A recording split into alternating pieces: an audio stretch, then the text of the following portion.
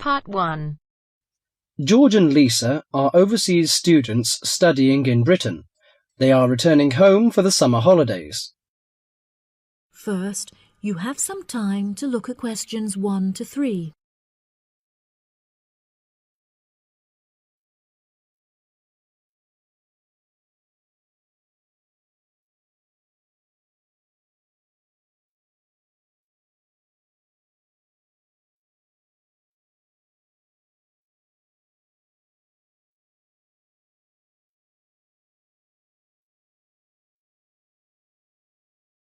That'll be $23. Right, there's your change. Have a nice trip. Oh, I'll just get your bags out of the boot. Thank you very much. Now, George, let's find the check-in desk. Yes, but with all the changes they have made here at the airport, I'm not sure where the check-in desk is. I know, it's strange, isn't it? Why don't we ask for help? Good idea. What about that man sitting down over there? Which one? The one with the hat on and in the trolley? No, the one with the uniform behind the table. I'll ask him. Excuse me, could you tell me where the check-in desk for France Air is, please? Oh, let me think. The best way to get there would be to turn left at the end there, where the cafe is, and then go straight ahead until you're opposite the departure gates entrance. Oh, no. Sorry. It might be quicker to turn right as soon as you get past the cafe, and keep going along the corridor until you come to the sliding doors at the end. On the left. Yes, that's it. All the check-in counters are in a hall there. I'm pretty sure France Air is directly to your left as you walk in the hall. Thanks a lot. So, it's the left past the cafe and then right opposite... The bookshop. You can't miss it. Come on then, Lisa. We don't want to be late, and I want some time to get a cup of coffee and look around the bookshop. OK, George, but I want to go to the restroom first. I'll meet you at the check-in desk.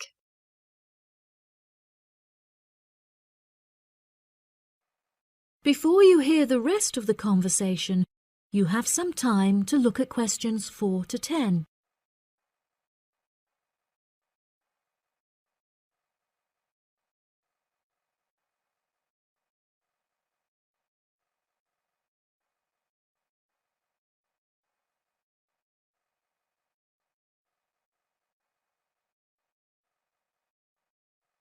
Now listen and answer questions 4 to 10.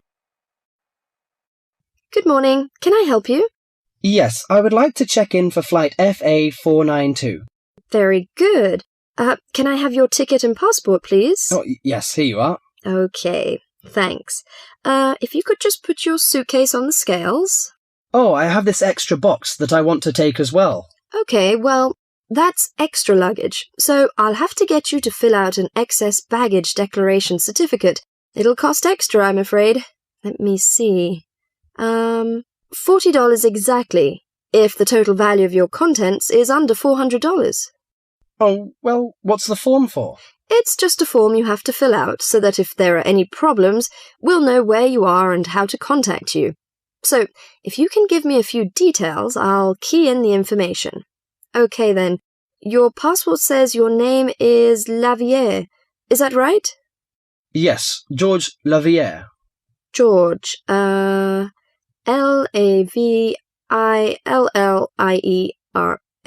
Good. Now, nationality. French? No, wait a minute. It's a Swiss passport. Well, yes, I live in France, but I was born in Switzerland. Swiss. Very good.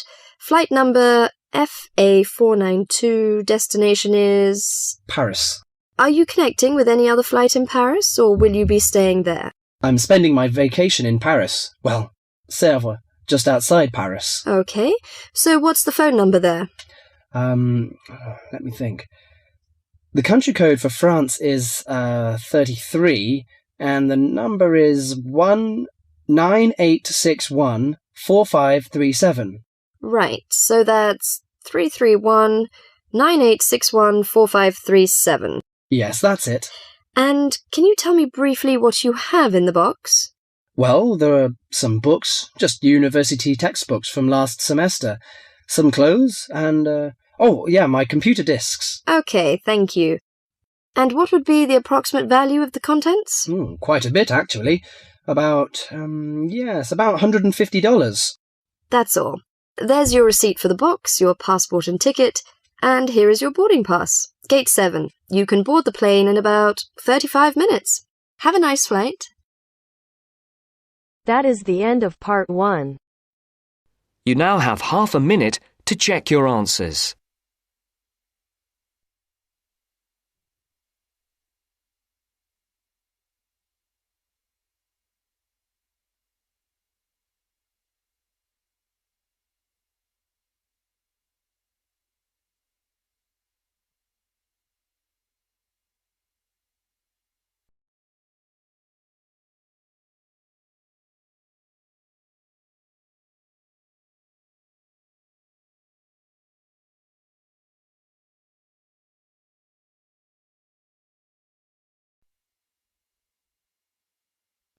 Now turns to part 2. Part 2.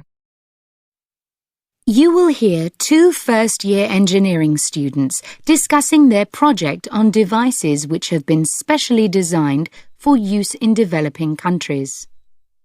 First, look at questions 11 to 14.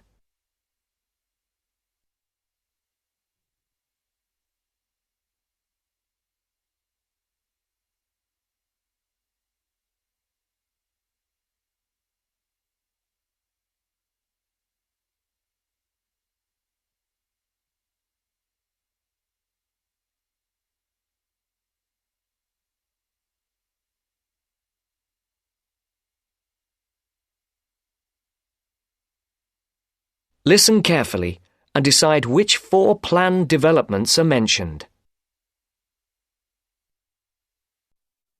Hi, Aileen. Thanks for coming. No problem. We've got our presentation coming up on Tuesday, so we need to get everything prepared now. Yeah, so we're agreed that we're going to concentrate on these 2 devices which have particularly helped people in developing countries. Yes, and we'll present the information in the form of a table, so it'll be really clear for non-specialists. We'll have 3 columns, using the headings we discussed in the last seminar. OK, I've got those here. I'll make notes. So let's start with the clockwork radio and how it works. We'll obviously say how it's powered, i.e. that it's wound up. Yeah, and we'll also need to explain how the energy is stored. OK, in a spring. Fine, keep it simple. But we also need to say that the thing which makes the mechanism so special is the inclusion of a gearbox, which makes it possible to release energy extremely slowly. And that means that it can operate for a long time with minimal effort. OK. Now, the next section is what are its benefits? I suppose we just need to emphasise that it costs a lot less than radios which use batteries. And if we want to, we can explain that these can cost as much as a week's wages in some parts of the world. Absolutely. And related to that, of course, is the fact that people don't have to depend on buying anything in a store, which in remote rural areas is really important. And then in the developments column, I think the most important thing we need to say is that the combination of the wind-up mechanism with a solar cell means that during the day it runs on the sun's energy, and you only have to wind it up when it's dark, which makes it a much more attractive option. And that's probably that for the radio. Yep.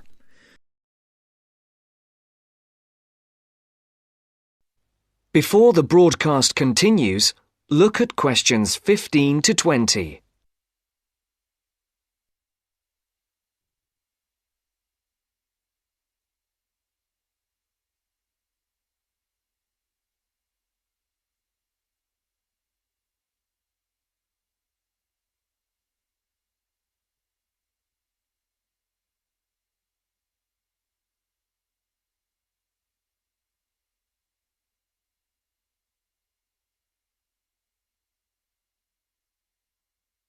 You will now listen to the second part of the talk.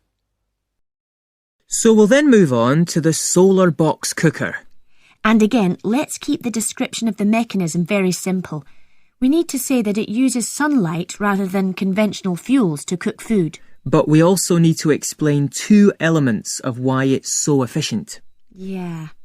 The fact that sun's rays enter through a plastic cover. Better call it a lid. I thought it was made of glass. Not according to my research. Okay. And then we just say that light is transformed into heat and... Because it has a longer wavelength means that it gets trapped. And so it cooks the food. Good. Right. And then where do we begin on the advantages? There's so many. I suppose we have to begin with the fact that you no longer need to cut down trees, which brings a whole raft of other benefits in its turn. Sure.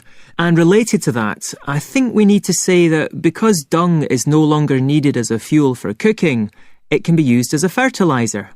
Which leads to better harvests. And then there's the fact that there is absolutely no smoke.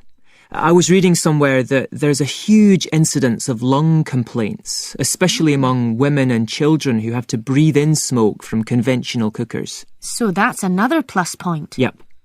And then we need to say something about the way cookboxes have been improved. I think we can emphasise the fact that a reflector is often added at an angle to the lid to maximise the amount of light entering. Yes, good point. And also, I read about the fact that the floor or base of the box is raised, which improves heat retention. Oh, and I think we should mention the fact that many of the new boxes have a sloping or inclined lid, which increases the surface area to capture the sun's rays. Yes, that's a good point to finish on, I think. So, I'll write up that table on an OHT if you like, and we're all set for our presentation. Yes, great. If there's anything else that you think we should discuss...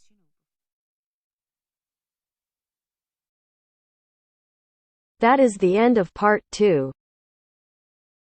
You now have half a minute to check your answers.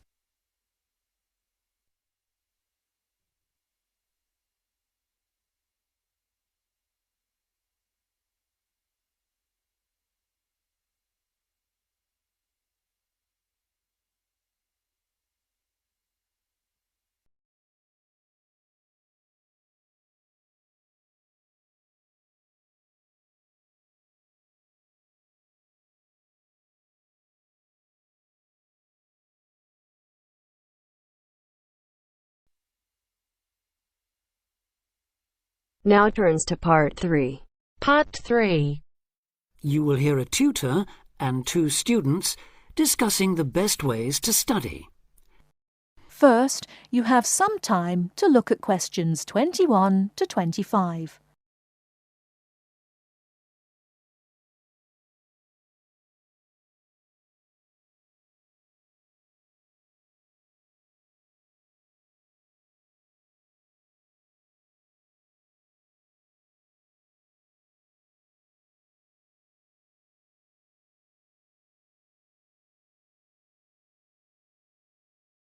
Now, listen carefully and answer questions 21 to 25.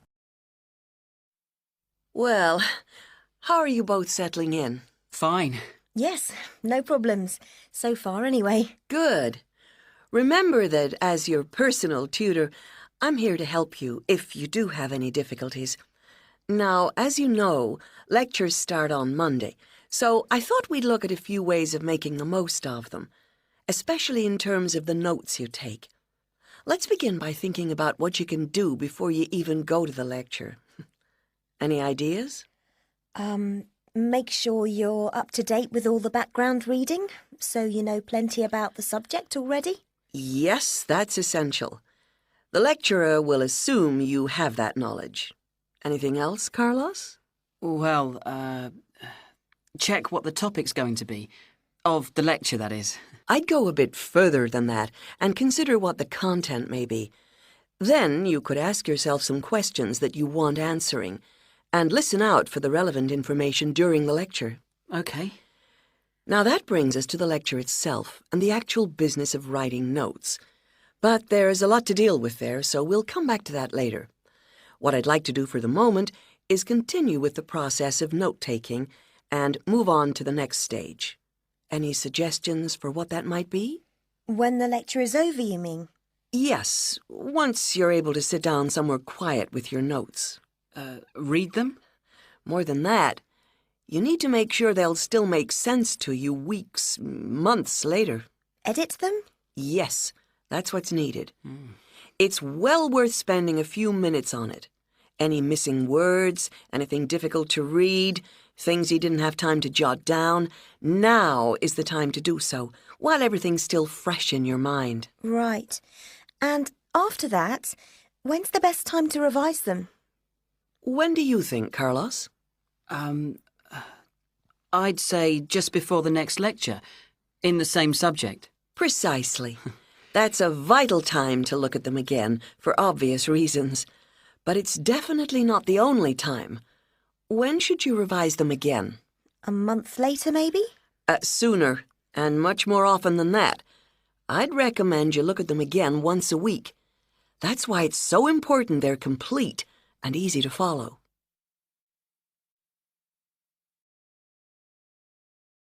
Before you hear the rest of the talk, you have some time to look at questions 26 to 30.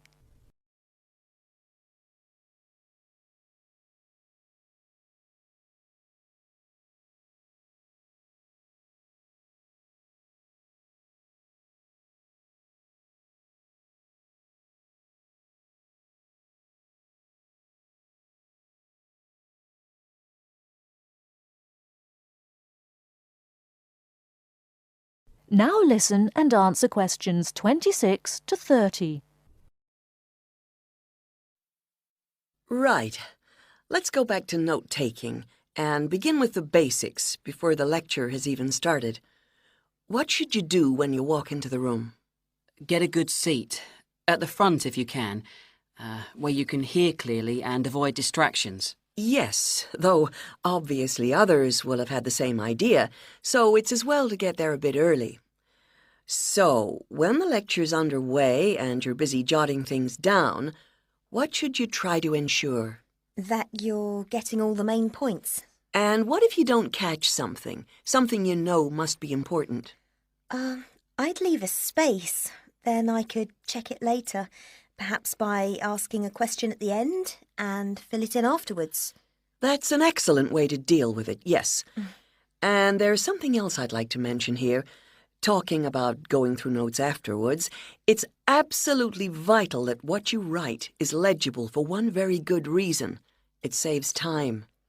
You'll waste many hours during the course if your revision is held up because you can't read what you've written. Okay, what else can we do to make listening and note-taking more efficient? Well, I always listen out for signpost words. Sorry, what are they? They're the ones lecturers use to say where they're going. A bit like a signpost at a road junction, I suppose. Things like, the first reason is, however, to sum up, and so on. Yes, they can tell you when something important is coming, and help you organize your notes, too. Is there anything else you can add, Carlos? There's something I think's very useful, but it's later, after the lecture is finished. That's fine. Go on. Well, what I do is go through what I've written down, summing up the main points in a few words in the margin, on the left-hand side of the page. I try to use words that'll jog my memory, so that I can remember what everything's about when I look at them again. Yes, that can work very well. What some people do to review their notes is cover up their full notes from the lecture, maybe with a piece of paper or a card, and concentrate just on what they've put in the margin, trying to recall the details. Then they move the cover down a little and check whether they were right. Or you could put your main points on another piece of paper and clip them together. Instead of covering and uncovering, you just hold a page in each hand. Sure. It's down to personal preference, really. Everyone has their own learning style. That is the end of part 3. You now have half a minute to check your answers.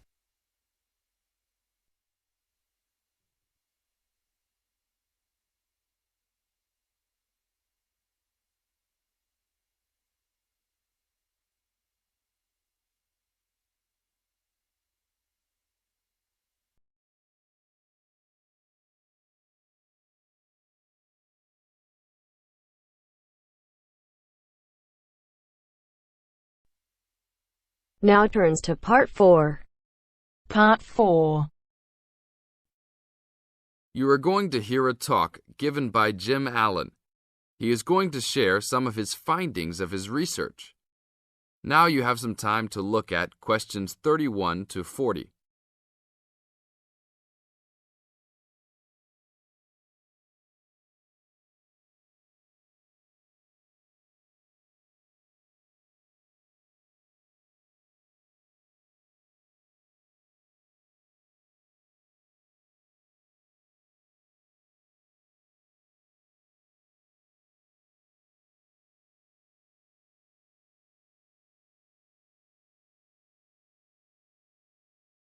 Now, listen carefully and answer questions 31 to 40.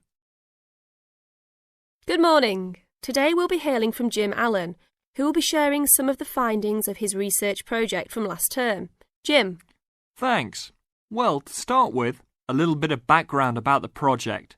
As you can see, our title is something that is relevant to everybody in this part of the world: water safety. These days, there's a lot more to water safety because of the increasing number and range of boats and other things people use on public waterways. I'd become interested through reports on radio about the number of incidents involving small powerboats and individual watercraft such as jet skis. It seemed to me that because these craft were essentially recreational and didn't require licenses to use, there was very little opportunity to influence the users towards being safety conscious. So, I decided to make this the focus of the project. For the research, we mainly relied upon talking to people, asking them questions in preference to using a written questionnaire. We interviewed a wide range of people at a number of popular swimming locations over 2 consecutive weekends and asked them what they'd observed or experienced themselves. The respondents were both male and female, but the men were just slightly in the majority. We were pleased with their willingness to talk about the subject, and all told, interviewed 145 people over the 2 weekends. So, what were the findings? As you can see, 86% of people reported having had some type of problem. A surprisingly large percentage, 27%, commented that they had found it necessary to shout at an offending powerboat, but the main type of problem was the deafening sound that some of the boats made. On occasions, this led to swimmers deciding to move to another location. So what strategies did people adopt to ensure their own comfort and safety? Let's have a look at the figures. First, it was noticeable that there were often distinctly different answers between men and women. It was mainly the women, for example, who said they should try to choose places where boats couldn't go, whereas it was usually the men who said you shouldn't have to move if you were there first, so you should shout at them if necessary.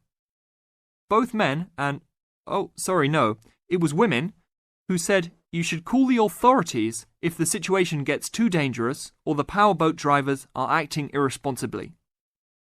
Then, I had thought it would be mainly women, but both sexes made the point that above all, it's important to get children away from any possible danger.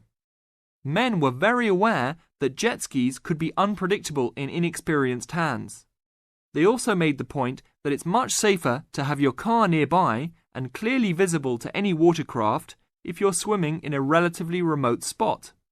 Finally, wearing visible clothing, men didn't think it was quite as important as women, but both gave it a high safety rating. When we asked them what they thought the government should do to help solve the problem,